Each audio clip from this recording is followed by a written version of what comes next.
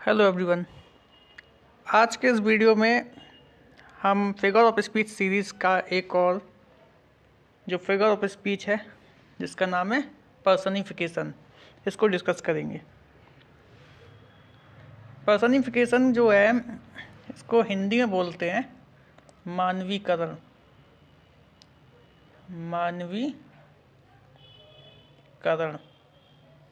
मानवीकरण का मतलब ये है कि तो personification is a figure of speech in which lifeless objects and abstract ideas are thought of as person having life।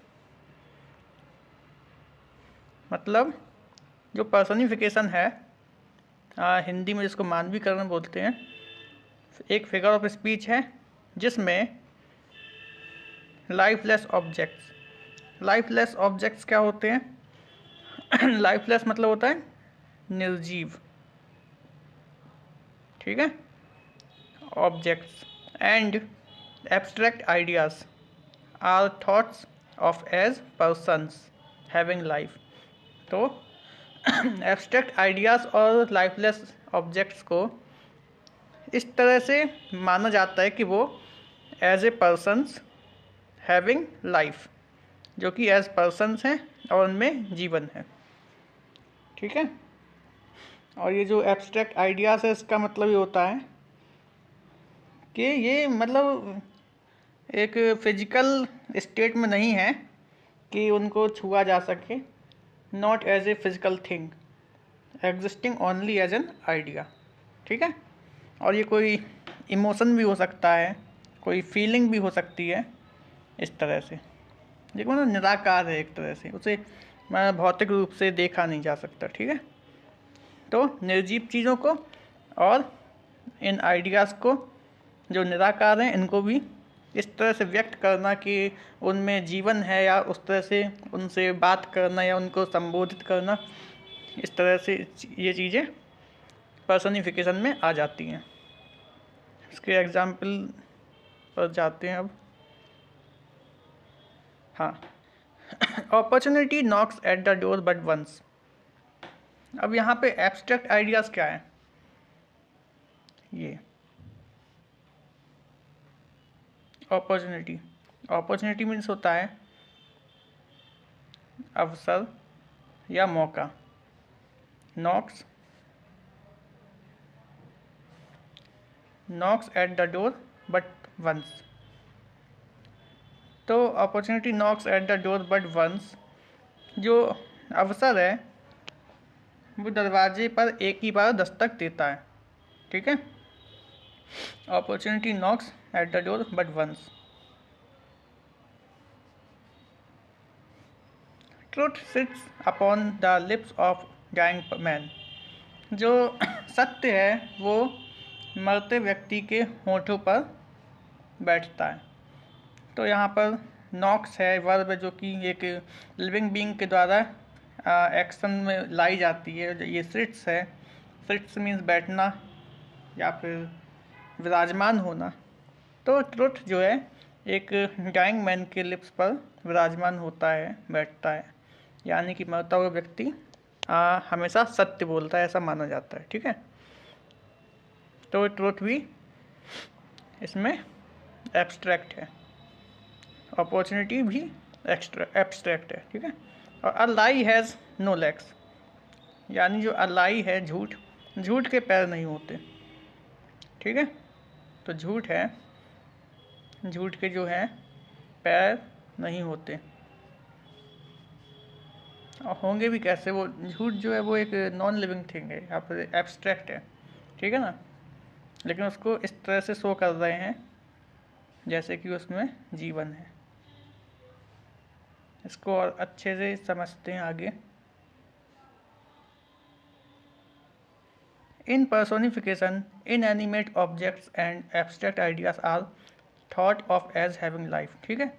ये अभी समझा था। अब यहाँ पे इनएनिमेट आ गया तो परेशान नहीं होना। इनएनिमेट मतलब भी वही होता है लाइफलेस, ठीक है,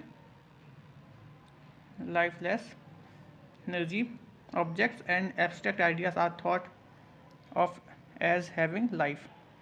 तो आगे personification is to endow intelligence and personality to inanimate things to give the impression as if they were living beings. ठीक है. पर्सोनिफिकेशन इज टू एंडो मतलब होता है मतलब टू एंडो मीन्स होता है प्रदान करना. ठीक है. प्रदान करना, क्या प्रदान करना यहाँ पे? Intelligence and personality to inanimate things, यानी कि उनको एक इंटेलिजेंस और एक व्यक्तित्व प्रदान करना. किनको? टू इनएनिमेट थिंग्स, जो कि लाइफलेस चीज़ें हैं उनको.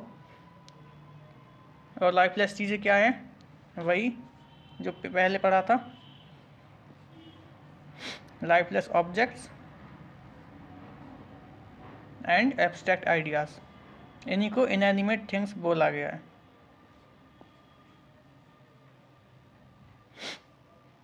यहाँ पे to give the impression as if they were living beings. तो personality is to endow intelligence and personality, मतलब एक तरह से उनसे ऐसा बिहेव करना कि वो लिविंग बींग्स हैं. टू गिव द इम्प्रेशन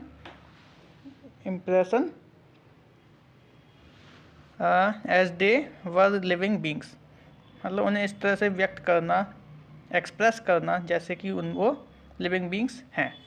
ठीक है. आगे देखते हैं. Anxiety is sitting on her face. अब एंजाइटी जो है बैठी हुई है ऑन हर फेस.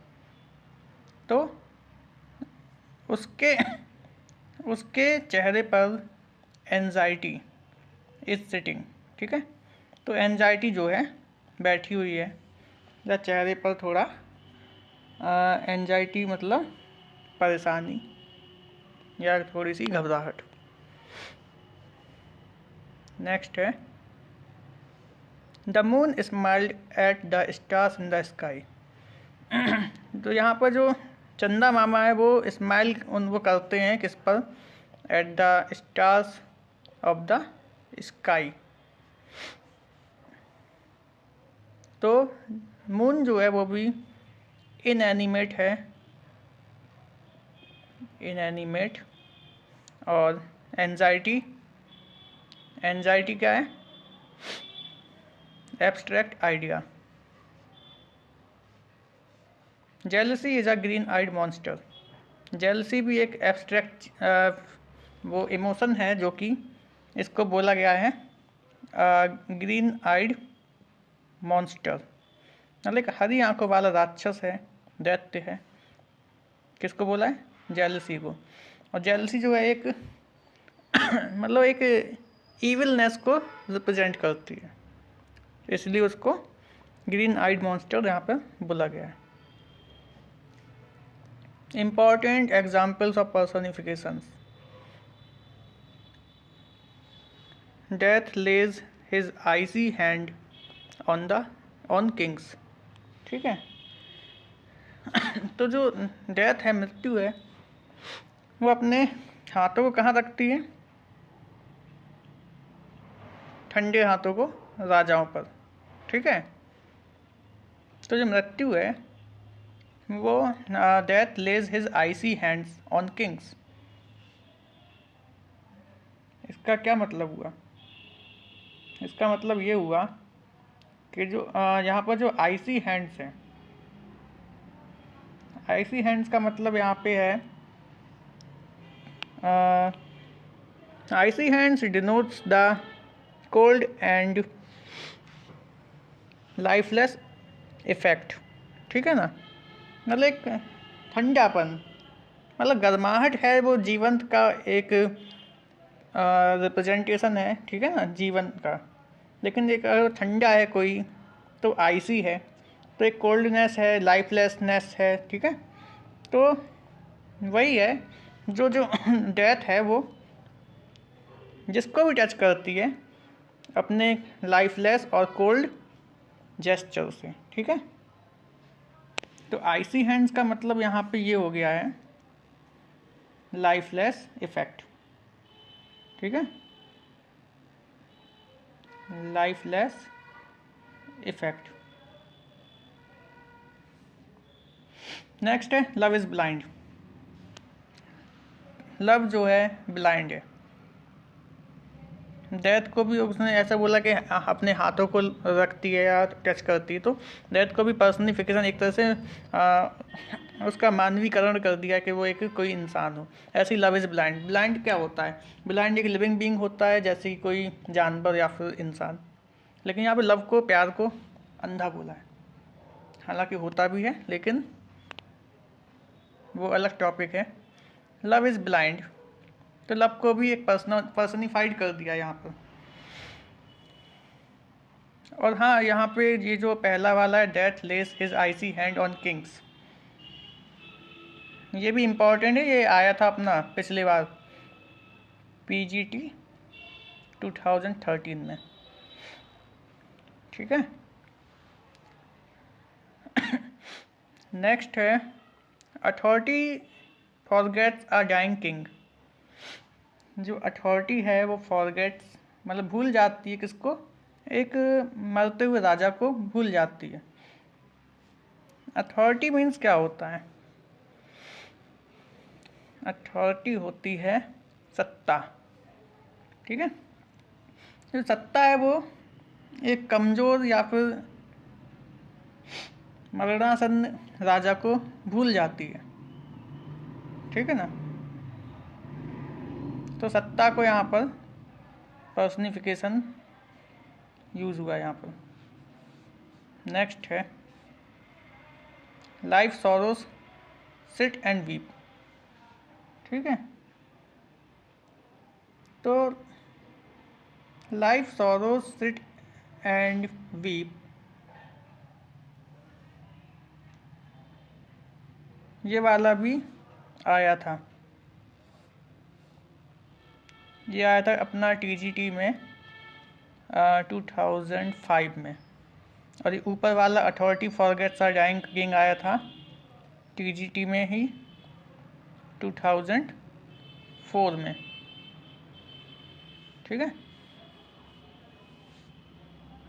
नेक्स्ट है lightning danced across the sky. यहाँ पर जो लाइटनिंग है, लाइटनिंग क्या है? जो आकाश में जो बिजली होती है उसको बोला है lightning danced across the sky, यानी कि जो बिजली की चमक है उसने पूरे आकाश में नृत्य किया इस तरह से।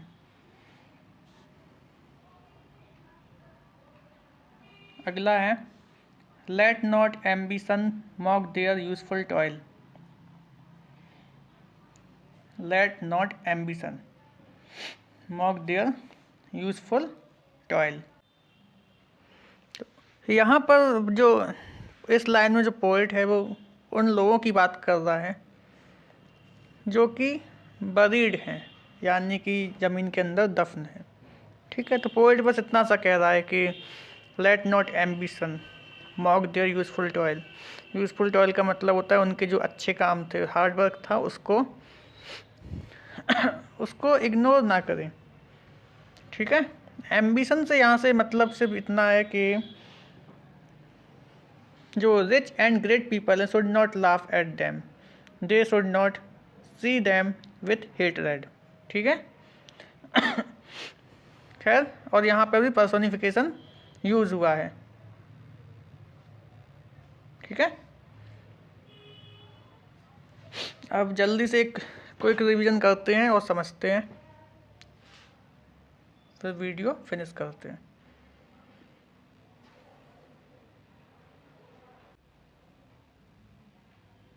हाँ, personification is a figure of speech in which lifeless objects and abstract ideas are thoughts of as persons having life। तो पर्सोनिफिकेशन में निर्जीव वस्तु अथवा भावनात्मक विचारों का इस प्रकार वर्णन किया जाता है जैसे उनमें जीवन हो। जैसे कि lies has no legs, truth sits and opportunity knocks. तो ये सभी इंसानी काम है जो कि ये एब्स्ट्रैक्ट आइडियाज कर रहे हैं। Anxiety sitting on her face, मतलब जो परेशानी है वो उसके फेस पर बैठी हुई है, जो कि देखी जा सकती है। A personification in animate objects and abstract ideas are thought of as having life। ये भी अभी एक्सप्लेन हुआ है।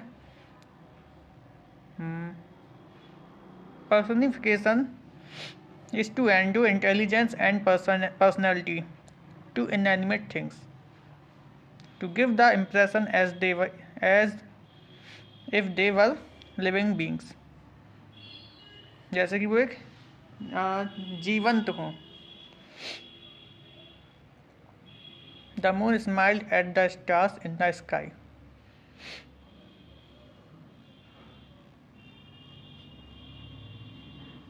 आई होप ये वीडियो इन्फॉर्मेटिव लगी होगी आप सभी को। अगर लगी है तो इस वीडियो को लाइक कीजिए, सब्सक्राइब कीजिए और शेयर कीजिए। तब तक के लिए goodbye, good night, thank you.